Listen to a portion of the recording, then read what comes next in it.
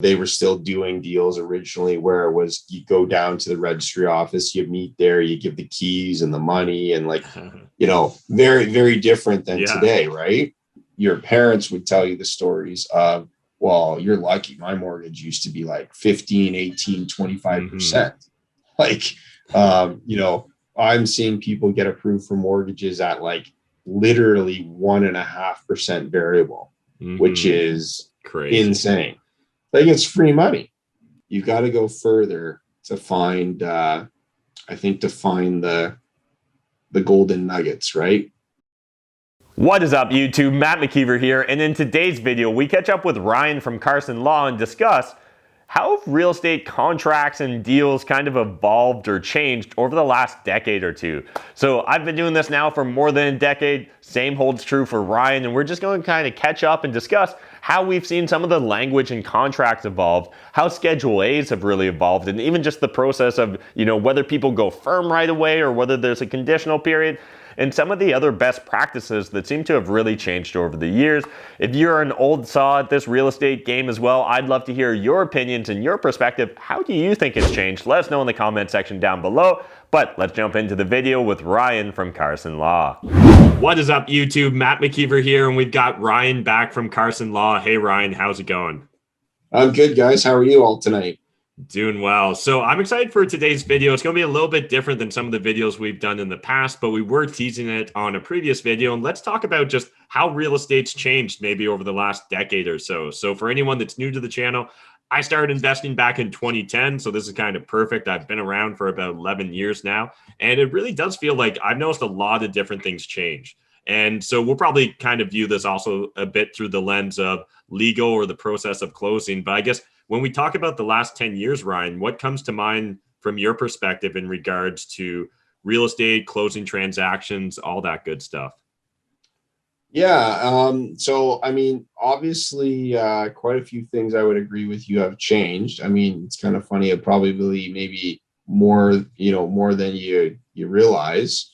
I think the biggest thing is there's been this change in expectation and the speed at which the transactions occur. If you talk to a lot of lawyers, like I've been doing it just around 15 years. If you've been talking to a lot of lawyers that, are double that, they're in the 25, 30, 35 plus range where, they were still doing deals originally where it was you go down to the registry office, you meet there, you give the keys and the money, and very, very different than today, right? Today you don't even you can just be sitting at your desk the whole time, do all your searches, prepare all your documents, register all your deals, move all your money. It's very the practice of real estate. If we're, focusing on what's changed from the legal side of real estate, the practice is so much more, I guess, impersonal. It's really not very personal like it was back in the day. You knew everybody, all the lawyers had to meet together. So one way or the other, there was probably people that didn't like each other that much, but you kind of had to professionally get along because you knew you were always going to run into each other all the time, because you're the only lawyers doing real estate in, say, Burlington, for example, right? And you have to see each other every day. You're gonna be there all the time, exchanging money, registering documents, keys, etc. Right?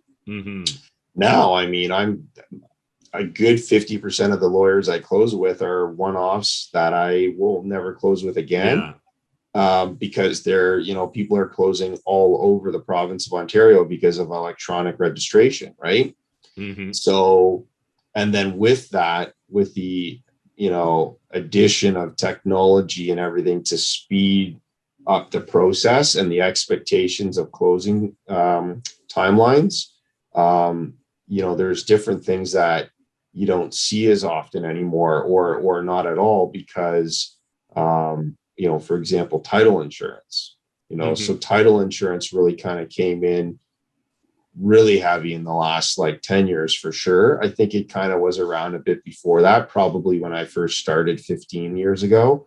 Maybe it was around even before then. I'm not too sure, but certainly not to the same degree it is in Canada now.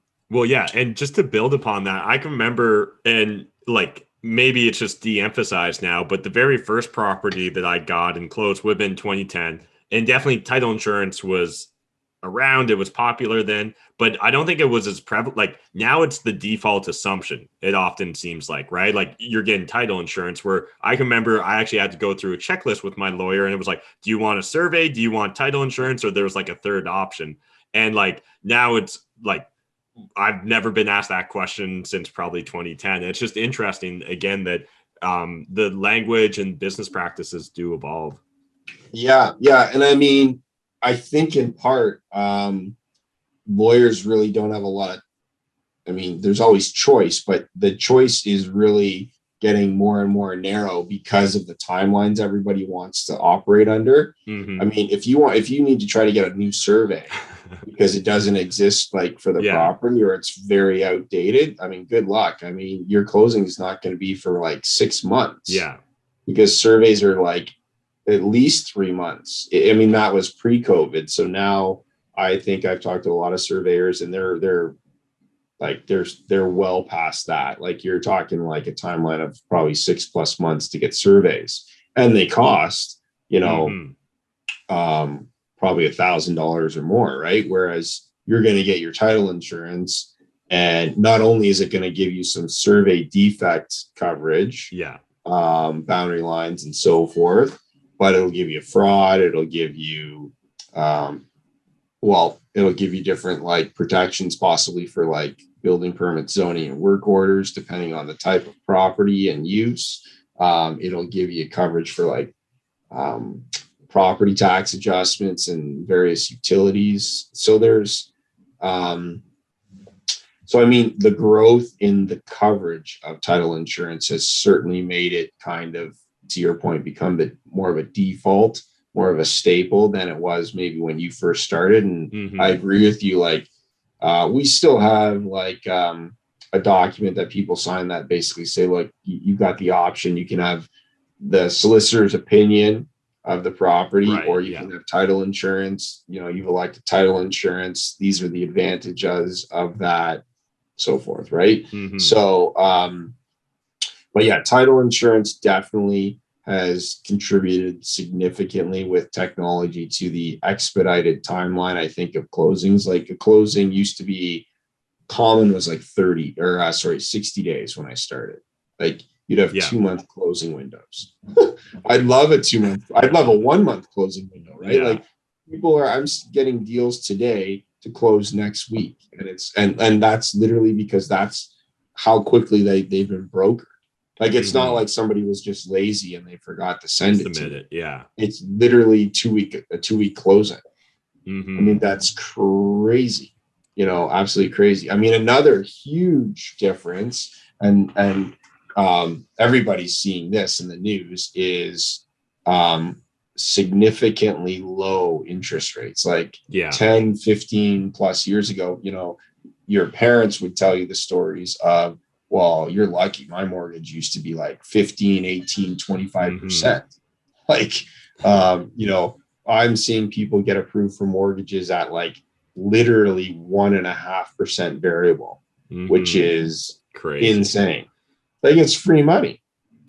Right. So, that's huge. Like, that's a huge difference. And then obviously prices are just obvious. I mean, the price of real estate just exponentially just keeps climbing.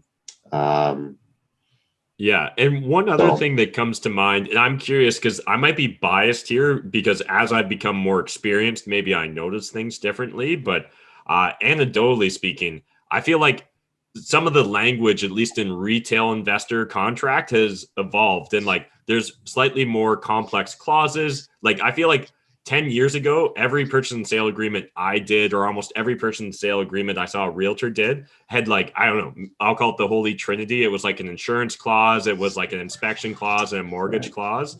I feel like these days, like it would take more than one page on my Schedule A just to get these big wordy clauses in there, plus like the clause that says we'll close the deal and stuff like that. And now I feel like I do insurance clauses even exist anymore? It's so rare that I see someone include that. And they're usually going to only have a finance, or only have like a due diligence or an inspection clause. Yeah, no, absolutely. I think you're right. Well, I mean, certainly you're not seeing a lot of conditional deals anymore at the Yeah. moment because of the way the market is. It's such a seller's market, whether it's lack of inventory or lack of supply and over demand. But definitely, I mean, there's not a lot of conditional deals at the moment, and that's been probably true for at least the last 2 to 3 or 4 years. Mm-hmm. It seems like we've been kind of in a seller's market for a long time. I think there was a short plateau where it kind of became a bit of a balanced market in areas, but that seems short-lived because it's definitely seller's market right now. Um, yeah, I mean, so I think what you are seeing is with certain situations, I think you're seeing a lot of experienced realtors starting to really show the difference, like their value and the value add they bring. And they're not making it a condition. It's not worded to be a condition, but they are putting in like more reps and warranties that go outside maybe the standard wording that you might see in a deal. Like they're basically saying, this is a representation and a warranty of the seller to the buyer, or vice versa, right? Like you're starting to see a little bit more of that. So hopefully there's a little bit more, there's still some meat on the bone for the buyer to insulate some risk that they might have in going in like firm, right? Like that's the big thing right now is, buyers are just taking on so much risk going firm, going firm in on all the deals, like, because it's really hard to do a lot of, like, you can do great due diligence ahead of time, but with the timeline so tight and so many people offering and bidding on properties, sometimes it makes it hard to get it all in ahead of your offer, right? And so it's really, timelines to me are just so truncated and so quick now. But on the same token, there's so much hypersensitivity and information available out there that, people are really trying to almost do more complicated deals in a shorter time. Yep. Yeah, I actually completely agree with that. So a couple of the other thoughts that came to mind for me were, again, I'd love to hear your perspective, but I'm pretty sure the very first time I ever even used an assignment clause was in 2016. I feel like it's far more common now to see an assignment clause in purchase and sale agreements. Whether it's actually an assignment deal or not, like if they are wholesaling or not, I find that a lot of investors now, they just want to keep their options open. And in these dynamic markets, trying to, have that sort of language very clearly represented in the contract seems very important to a lot of investors these days. Yeah, 100%. Like, to be honest with you, I didn't even really know very much about like assignments and wholesaling until like just, a couple years ago. Like it was not something, I mean, it was something that existed, but certainly not on the scale that you see in the market today. And certainly didn't seem to be as viable a business platform. Like obviously there's real estate investors that literally all they do is wholesale and they make a great living off it, right? I understand the process and I get how it all works. I still don't know where they find the deals, which is amazing. But I mean, at the end of the day, the that sub niche or market is has hugely grown over the last couple of years. I think that's a huge niche growth area that has definitely changed the face of real estate in the last couple of years. Definitely in the last 12 to 24 months. There's so many clients of ours that are in real estate investors that are literally just, whether they're doing just a couple or they're doing 2 or 3 or 4 a month. Their assignments are a huge real estate transaction and a huge change to what we've seen. And then one other thought that comes to mind when just kind of thinking about what I've personally seen from the real estate market industry closing process over the last decade or so is I feel like investors also, and just people buying or transacting in real estate, they've got a lot more comfortable looking further away from home. I feel like I used to hear a lot of stuff like you have to own within an hour where you drive. Like you're just crazy if you're not going to do that anymore. But now I find that like a brand new investor will be asking me about like that lives in the GTA, let's say, about North Bay or Sudbury. And like, the comfort I guess we've got with telecommunications and the internet and Zoom calls and all these things seem to really have, changed the appetite for perception of risk as well. 100%. Yeah. Like, I mean, again, kind of goes to my point before. A lot of the old dogs, I guess, as you'd call them, the lawyers that have been doing it for like, 20, 30 years or more, they'd meet at the court office and register and all that kind of stuff. I mean, those guys, like, they would see each other all the time, every day, right? Or at least weekly, right? I mean, there are lawyers that I'm routinely running into, probably because they do a lot of real estate investor work as well. That's probably why I'm seeing them more so than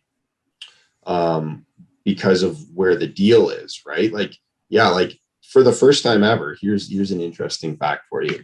So I think it was last week or the week before. We had a pretty busy day. We had about 15 closings on the one day. And so I'm in Halton region. Like that's my home region for my land registry office key for registration. I didn't have one deal close from Halton region on that day. And that's the first time, not only that, not so much that I didn't have one deal from Halton close, but I didn't have one deal repeat. So of those 15 deals, they were all in a different registry office. Every single one of them were in a different registry office across the province of Ontario. That is interesting. So I found that to be very interesting, and mostly I was cursing because it meant I had to go in and out of every registry, which is really annoying. But it made me start to think, and it was on a Friday, I think, a Thursday or a Friday, because I remember we were relaxing with a beer or something with a colleague or two, and I was talking about it after work, and I'm like, that's the first time I've ever can recall on the same day having no Halton deals close and have to go in and sign and register a deal in an RO everywhere else. Like none of them repeated. Not one deal was in the same RO. And like I said, it was like 12 to 15 deals on the same day. Yeah, that's really interesting. I personally think that we're going to continue to see that be more and more common, right? I think a lot of the trends that we've chatted about here, we're going to continue to see both. It seems like sellers and investors just want to move faster, right? So I think there's always going to be this pressure to close faster, to solve problems quicker. I definitely think that there's going to be more and more pressure if this market stays hot to try and keep your contract what we call clean. So not have just a bunch of frivolous words or conditions unnecessarily in that purchase and sale agreement. And yeah, I think we're going to continue to see investors choosing to look in different markets and experiment and explore. And it's so much easier, I believe, these days than it was 10 years ago to self-manage from afar, right? That property manager can literally jump on a Zoom call, share the screen, show us exactly how damaged our unit is or what work they did that day, where again, even 10 years ago, it would have felt almost impossible to really be able to do that effectively at scale. Yeah, no, 100% right. I remember I was at one of the real estate events, and an expert was talking about conversions and converting units. And so he's a tradesperson, and he was actually showing people how he uses technology for his real estate investors. So he actually has cameras like on the site that allow you to like in real time log in and view That's cool. What the trades are doing. Yeah, that's really interesting. I'm sure that'll become more and more popular as well. Yeah. That's definitely a premium I think a lot of investors would be willing to pay for. Yeah, and so it's one of those things like you were just alluding to. It gives you this sense of, I guess, greater security that, hey, at the end of the day, we can actually, we can invest in North Bay, or we can invest in like Thunder Bay, or we can invest in Niagara Falls and do it all from, the metropolis of Toronto, because no big deal. We just we can do all of this with technology now. We can have a property manager in each location, and, we pay them, and it's part of the, budget we set for our investment, but they can show us like video and everything, and we can see it in real time. And there's so much happening there. And quite honestly, you have to go further and further away, it seems now, to find the right deal. Mm-hmm. Right. Because Hamilton was a big one 5-10 years ago. Like 5-10 years ago, people were all over Hamilton, right? Mm-hmm. Probably 20 years ago, everybody was all over Mississauga and Toronto, with like all the condos going up and everything, right? And that was the place to buy because price was low, but you knew it was exponentially climbing like crazy. And but you could still get it like fairly cheap. But now it's like you can't go to Hamilton and get a cheap deal, really. Not probably worth having. People used to buy homes in Grimsby because it was like around the corner. So it was like, oh, let's just go live in Grimsby. It's way cheaper. Mm-hmm. Now there's like mansions in Grimsby that are more expensive than, Oakville, right? So there's, you've got to go further to find, the golden nuggets, right? Mm-hmm. Which technology, back to what we talked about at the beginning, technologies helps play a part in that. Yeah, really appreciate you just kind of sharing, your experiences and what you've seen over the last 10 years evolving in the real estate market. It's been a lot of fun and really interesting for myself as well. And for anyone watching this video, if you guys want to reach out to Ryan or Carson Law, we're going to throw a link in the video description down below to all their contact information. And in case you didn't pick up on the theme during this video, if you guys are transacting anywhere in Ontario, Carson Law is able to help you guys. And again, I think that's something that probably 20 plus years ago, people thought like, oh, I just need to go find that local lawyer or whatever. And like, again, we're so easily able to have a power team that can just help us in any situation these days. It's really exciting. Yeah, absolutely agree. 100%. Awesome. Well, again, appreciate it, Ryan. You're always a wealth of knowledge, and look forward to the next video. Thanks, Matt. Always a pleasure. Bye. Thanks again to Ryan for taking the time to shoot this video. If you guys got value from it, smash that like button, hit subscribe if you're new to my channel, and let us know what other subjects would you like Ryan and I to cover on future YouTube videos. Let us know in the comment section down below, and we'll see you in the next video.